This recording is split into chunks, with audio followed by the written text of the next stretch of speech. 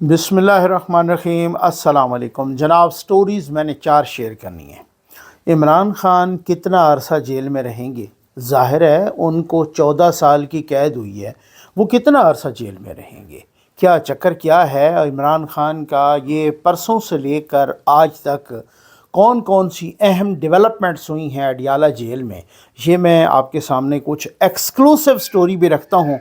अल Qadir trust में नियाज़ी साहब ने बारीक वारदात डाली कौन सी है ये भी है, और शीदे टल्लिका को बोसा सामने आया है, ये भी, इस पे भी बात करेंगे। और एक बड़ी गिरफ्तारी हुई है लंदन में, इस पर भी बात करेंगे। बस जल्दी से आप चैनल सब्सक्राइब कीजिए, जहां घंटी का निशान बना उसे प्रेस कीजिए ताकि हर नई आने वाली वीडियो आप तक पहुंचती रहे, आपको पूछना न पड़े। हमारे वाटर पार्जेस लग रहे हैं भाई, अल्लाह के करम और आपके तावन से लग रहे हैं।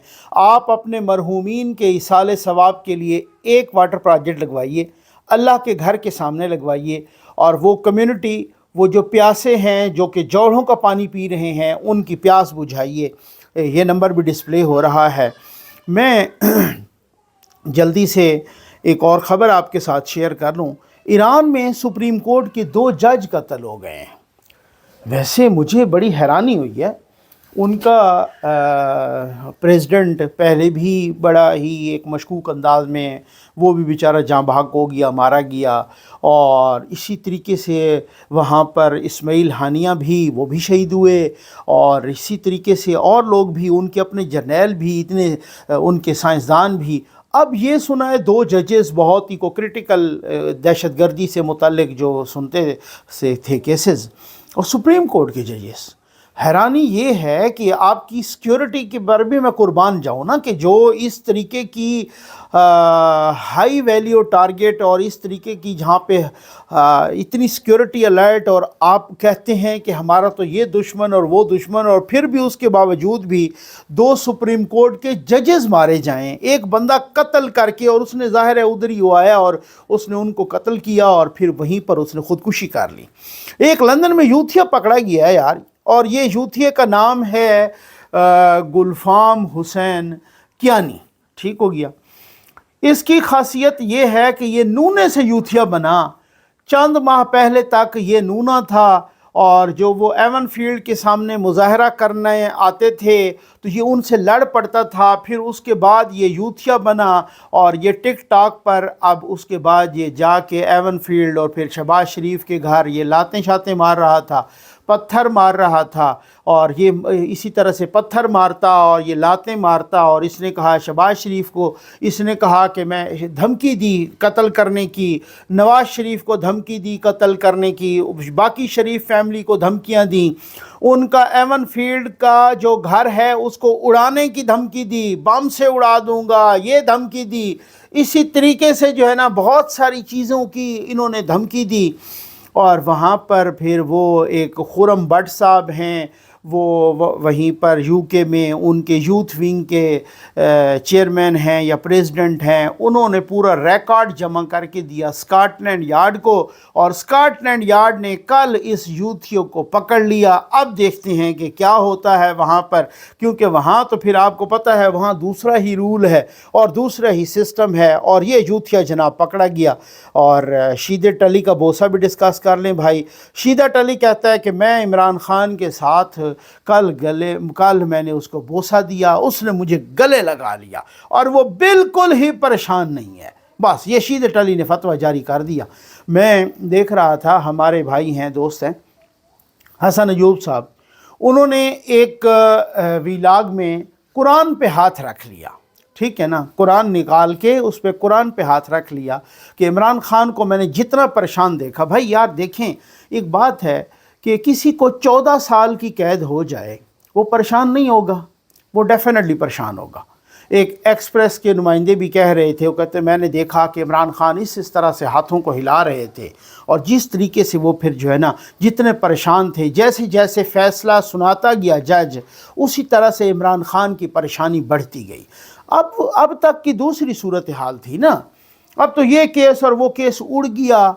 अब यहाँ पर इमरान खान साहब को उनके वकला ने भी ब्रीफिंग दी थी کہ خان صاحب یہ جو کیس ہے یہ بہت ہی کرٹیکل کیس ہے، یہ بہت ہی خراب کیس ہے، یہ کیس آپ کو بہت خراب کرے گا اور یہ کیس آپ کو بہت ہی مسئلہ۔ اب اس کیس کے آنے کے بعد اب میں آپ کے ساتھ کچھ ایکسکلوسیو چیزیں ڈسکس کرنے لگا ہوں۔ اس کیس کے آنے کے بعد، یہ فیصلہ آنے کے بعد اسٹیبلشمنٹ کی پوزیشن بہت ہی سٹرانگ ہو گئی ہے۔ یہ کیا کہا تھا ووڈا نے، فیصل ووڈا نے، کہ 20 تاریخ کے بعد بہت ساری چیزیں الٹ ہو جائیں گی، تحریک انصاف لیٹ کے مذاکرات کرے گی اور حکومت اکڑ جائے گی۔ یہ آپ کو یاد ہے نا، فیصل ووڈا نے کہا تھا۔ فیصل ووڈا کو کہاں سے پتہ چلتا ہے؟ میں آپ کو بتاؤں، میں اسی وجہ سے ایکسکلوسیو چیزیں کچھ آپ کے ساتھ شیئر کرنے لگا ہوں۔ اسٹیبلشمنٹ کی پوزیشن بہت سٹرانگ ہو گئی ہے۔ کچھ عرصہ پہلے خان صاحب کو یہ مشورہ دیا گیا تھا کہ بھائی آپ بیٹھ جاؤ کہیں پر، بنی گالہ میں بیٹھ جاؤ، آپ نتھیا گلی میں بیٹھ جاؤ، آپ زمان پارک میں بیٹھ جاؤ، آپ کہیں پر بھی بیٹھ جاؤ، آپ اطمینان سے بیٹھو، بس ٹھیک ہے، وہ آپ ہاؤس اریسٹ ہو جاؤ یا بیٹھ جاؤ، اطمینان کرو، 2-3 سال بولو نہیں، چپ کر جاؤ۔ خان صاحب نے کہا ہے نہیں میں تو بولوں گا، میں تو ادھم مچاؤں گا، میں تو تمہیں چھوڑوں گا نہیں، تمہاری ایسی کی تیسی یہ وہ سارا کچھ۔ اب ایک ایسا کیس آ گیا ہے، جو لیگل فریٹرنٹی ہے، جو وکلا ہیں، وہ خود یہی کہہ رہے ہیں کہ یہ کیس بہت سٹرانگ ہے۔ اسلام آباد ہائی کورٹ میں اگر یہ کیس میرٹ پہ لگا نا تو لگتے لگتے بھی 2-3 سال ہو جائیں گے، یہ میں نے پتہ کیا ہے۔ ٹھیک ہو گیا نا، جو اتنے سارے کیسز پڑے ہیں وغیرہ وغیرہ۔ ٹھیک، دوسری بات یہ ہے کہ لوگ کہہ رہے ہیں کہ 14 سال کی سزا ہے، پنکی کی تو چلو بیل ہو جائے گی، ان کو تو 2 لیوریج ہیں، ایک تو سزا کم ہے، دوسری وہ خاتون ہے، خاتون کو بھی اس حساب سے کچھ نہ کچھ لیوریج مل جاتا ہے۔ ٹھیک ہو گیا۔ اچھا، اب خان صاحب کی سزا ہے 14 سال، اور صرف یہ 14 سال کی نہیں، یہ فیصلہ اتنا سٹرانگ ہے، اگر جس نے بھی پڑھا ہے نا، اس میں اس طرح کی ایک بتایا گیا ہے سارا کچھ فیصلے میں، اور جس طرح سے خان صاحب کے وکلا کی نالائکی بتائی گئی ہے، ایک چیز انہوں نے نہیں ثابت کی اور نہ ہی دفاع کیا۔ آج بھی وہ ٹی وی پہ بیٹھ کے سارے رہنما دفاع، کوئی کہہ رہا ہے جناب ان کو وہ سیرت النبی پر یونیورسٹی بنانے پر سزا دی گئی، کوئی ان کو کیا کہہ رہا ہے، کوئی کہہ رہا ہے ان سے سیاسی انتقام، یہ ساری سیاسی باتیں، کوئی مذہبی ٹچ دے رہا ہے، کوئی سیاسی ٹچ دے رہا ہے، کوئی ان کو ایموشنل ٹچ دے رہا ہے، کوئی سمپتھی ٹچ دے رہا ہے، لیکن کوئی بھی قانونی ٹچ نہیں دے رہا، کیونکہ فیصلہ ہی اتنا خطرناک ہے۔ اب میری معلومات کے مطابق خان صاحب اتنے پریشان ہو گئے ہیں، اور خان صاحب کی طبیعت اتنی پریشان اور خراب ہو گئی ہے کہ خان صاحب کا پرسوں سے لے کر آج تک کو 3-4 دفعہ معائنہ ہو چکا ہے، میڈیکل معائنہ۔ یہ میں ذمہ دار ذرائع سے، ذمہ داری سے عرض کر رہا ہوں۔ ٹھیک ہو گیا نا، خان صاحب بہت زیادہ پریشان ہیں۔ خان صاحب کو اب بتایا گیا ہے بہت سارے سورسز سے، خان صاحب اور تو اور جیل کے سورسز سے بھی کچھ پوچھ رہے ہیں کہ یار یہ کیا ہوتا ہے، پھر یہ کس طرح سے ہوتا ہے، آپ کے حساب سے یہ کیا ہے، یہ کیسا ہوگا، یہ آگے اپیل جائے گی تو کیا ہوگا، یہ خان صاحب معلومات لے رہے ہیں۔ ٹھیک ہو گیا نا، میں آپ کو پوری ذمہ داری کے ساتھ عرض کر رہا ہوں۔ خان صاحب کو بھی یہی بتایا جا رہا ہے کہ خان صاحب یہ فیصلہ بہت خطرناک ہے آپ کے حق میں۔ ٹھیک ہے، اور عامر فاروق صاحب اگر ہوئے، اب اسلام آباد ہائی کورٹ میں 2 نئے ججز بھی آنے والے ہیں، ان کی نوٹیفیکیشن ہو چکی ہے، ایک اعظم خان صاحب اور ایک دوسرے وہ انعام امین منہاس ایڈوکیٹ صاحب۔ ٹھیک ہو گیا نا، وہ بھی آ چکے ہیں ایڈیشنل ججز کے طور پہ۔ تو کوئی پتہ نہیں کہ فیصلہ اس کی اپیل کدھر لگتی ہے، یہ بھی سمجھ آ گیا آپ کو۔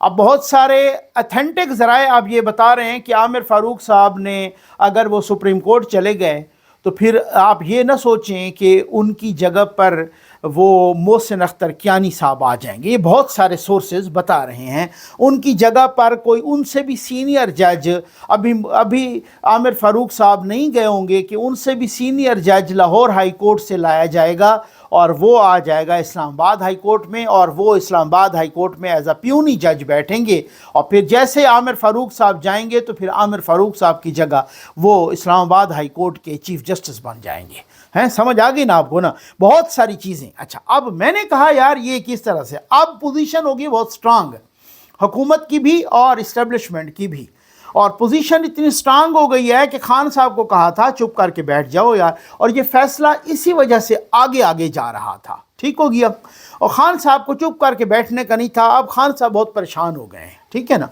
اس کی وجہ یہ ہے کہ ایک تو وہ اسلام آباد ہائی کورٹ سے ان کو پتہ ہے کہ سہولت کاری نہیں ہوگی، اور پھر وہاں سے نہیں ہوگی تو پھر آگے سپریم کورٹ سے بھی، اور یہ تو معاملات بڑے خراب ہوں گے. اور زرداری صاحب نے ایک انٹرویو میں کہا تھا کہ 2 سال کے بعد جیل آپ کو پوچھتی ہے کہ میں جیل ہوں. ٹھیک ہو گیا نا، آپ کو بتاتی بھی ہے اور آپ کو پوچھتی بھی ہے کہ آپ جیل میں ہیں، آپ کنفائنمنٹ میں ہیں، آپ جو اس طریقے سے جو ہے نا آپ قید میں ہیں، اور آپ اس طرح سے آپ پریشان ہو جاتے ہیں 2 سال کے بعد. ٹھیک ہے نا، اور اس طریقے سے آپ کو نا جیل پوچھتی ہے. اور واقعی ایسا ہی ہے کہ جیسے ایاز صادق صاحب نے کہا تھا کہ عمران خان نے کہا کہ جی مشرف صاحب کے زمانے میں نے 9 دن جیل گزاری، 10واں دن ہوتا تو میں خودکشی کر لیتا. اگر صحیح جیل گزارو تو خان صاحب اسی طرح سے.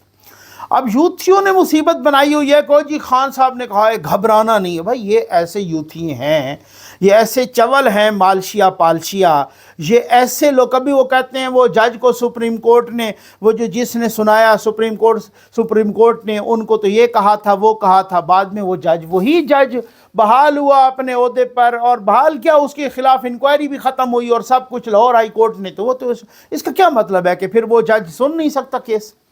اب کسی کے خلاف انکوائری ہو محکمانہ تو اس کا کیا مطلب ہے وہ نہیں سن سکے گا؟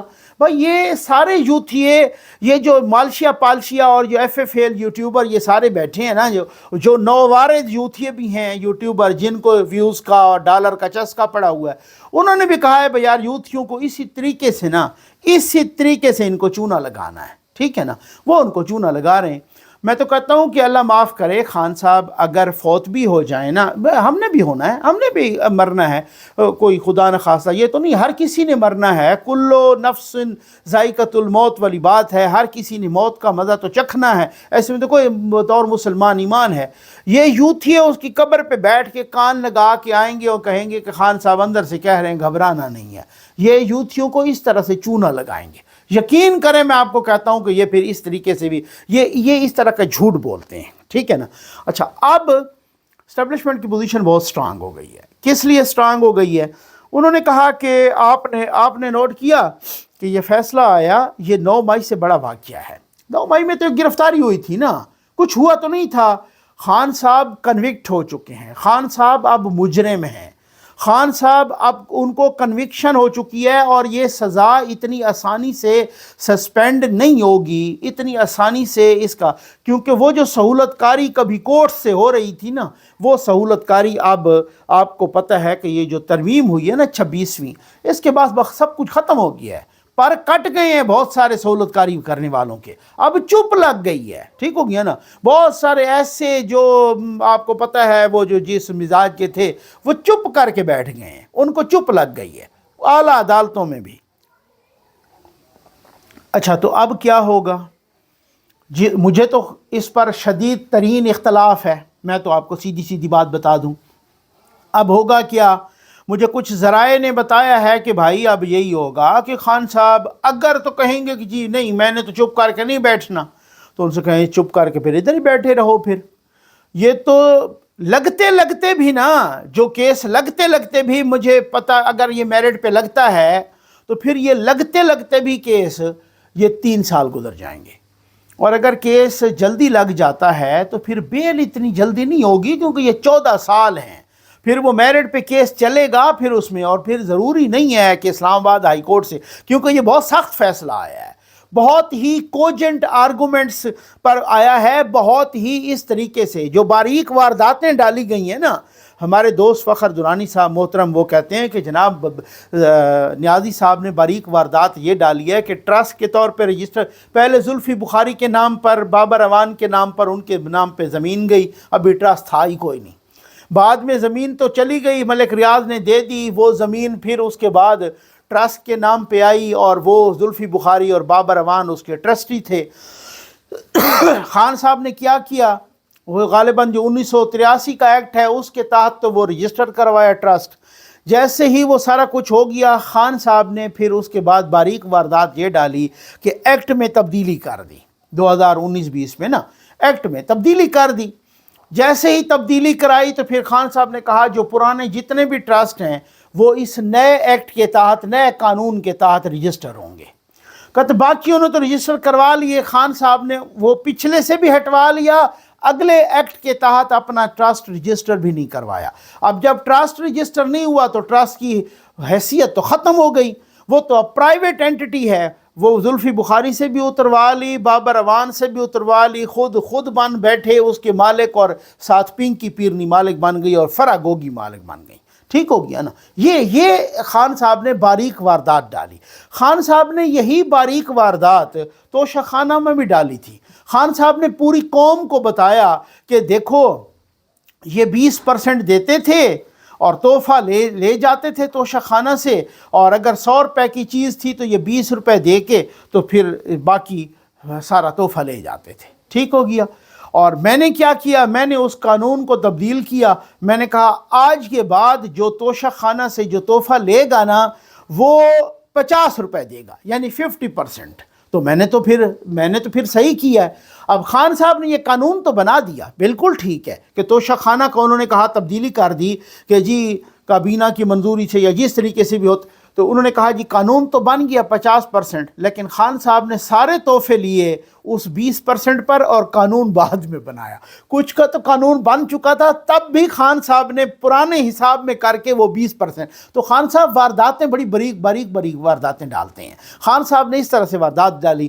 اب فیصلہ ہے بہت سخت اور بہت مصیبت پڑے گی، اور خان صاحب کہہ رہے ہیں کہ جناب یہ جو صورتحال ہے لوگوں نے بتایا ہے، ان کو وکلا نے بھی بتایا ہے، اب وہ تو خود جیل کے عملے سے بھی پوچھ رہے ہیں اور ادھر ادھر بھی پوچھ رہے ہیں، اور خان صاحب کی طبیعت بڑی ناساز ہو رہی ہے ان چیزوں سے، اور یوتھی باہر بیٹھ کے وہ کہہ رہے ہیں جی خان صاحب کہہ رہے ہیں گھبرانا نہیں، انہوں نے خان صاحب کا ستیہ ناش کرنا ہے، یہ فیصل ووڈا ٹھیک کہتے ہیں۔ ٹھیک ہو گیا نا؟ انہوں نے مالشیا پالشیا اور یہ جو یوٹیوبرز ہیں انہوں نے اپنے ڈالر کمانے کے لیے خان کا ستیہ ناش کروانا ہے، اور خان کو پتہ چل گیا ہے کہ یہ 14 سال کی سزا ہے۔ اب کیا ہوگا؟ اب ان کو بارگیننگ پاور تو ہوگی اسٹرانگ، حکومت کی بھی اور اسٹیبلشمنٹ کی بھی۔ اب اگر چپ کر کے بیٹھیں گے ہو سکتا ہے وہ کہیں کہ آپ کو اگلے الیکشن میں بھی چپ کر کے بیٹھنا پڑے گا، کسی گھر میں چپ کر کے بیٹھ جائیں، چلیں ٹھیک ہے آپ ہاؤس اریسٹ ہوں یا بعد میں جو کیس کا فیصلہ ہو یا یہ طریقے سے ہو۔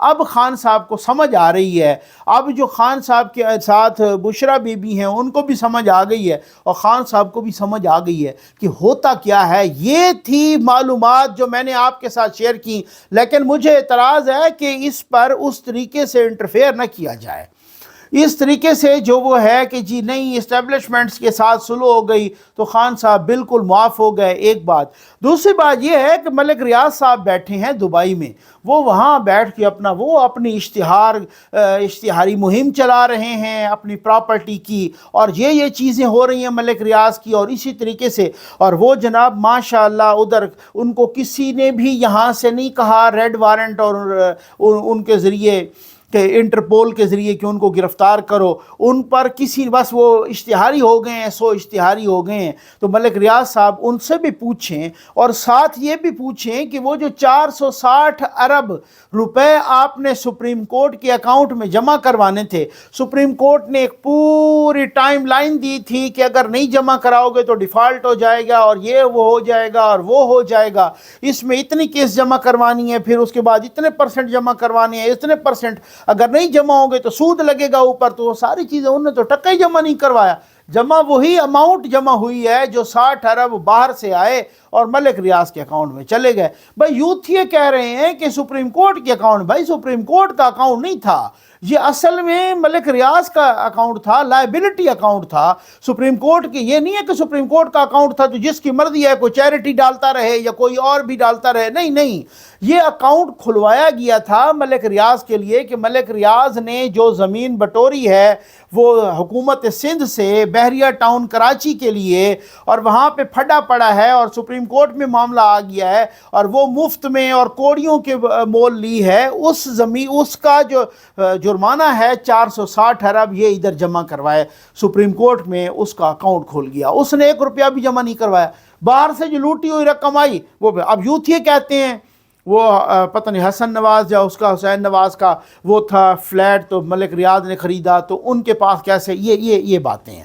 اب مطیع اللہ جان صاحب فرما رہے ہیں بھائی ان کا جو ہوا تھا نا وہاں پہ معاہدہ، وہ معاہدہ اسی لیے ہوا تھا سپریم کورٹ کے اکاؤنٹ میں آئیں گے۔ اب آپ اندازہ کریں، بندہ یوتھیا نہ بنے، ٹھیک ہے، خود اس فیصلے کے اندر لکھا ہوا ہے کہ ان کا جو ٹرسٹ ڈیڈ ہے ان کا جو ایگریمنٹ ہے شہزاد اکبر کا وہ سامنے آ گیا ہے این سی اے کے ساتھ، وہ اس فیصلے میں بھی لکھا ہوا ہے کہ وہ کہتے ہیں کہ یہ جو اماؤنٹ آئے گی یہ government of Pakistan, state of Pakistan لکھا ہوا ہے، لفظ ہے اسٹیٹ آف پاکستان۔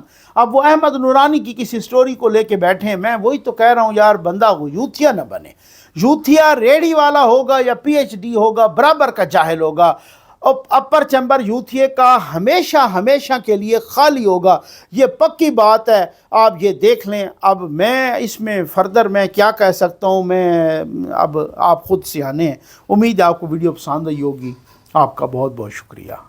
السلام علیکم ناظرین کرام، ملک کے ہزاروں دیہاتوں، بستیوں اور قصبوں میں بسنے والے لاکھوں افراد زندگی کو جاری رکھنے کے لیے بارشوں سے جمع شدہ جوڑوں اور ندی نالوں کا پانی استعمال کرتے ہیں۔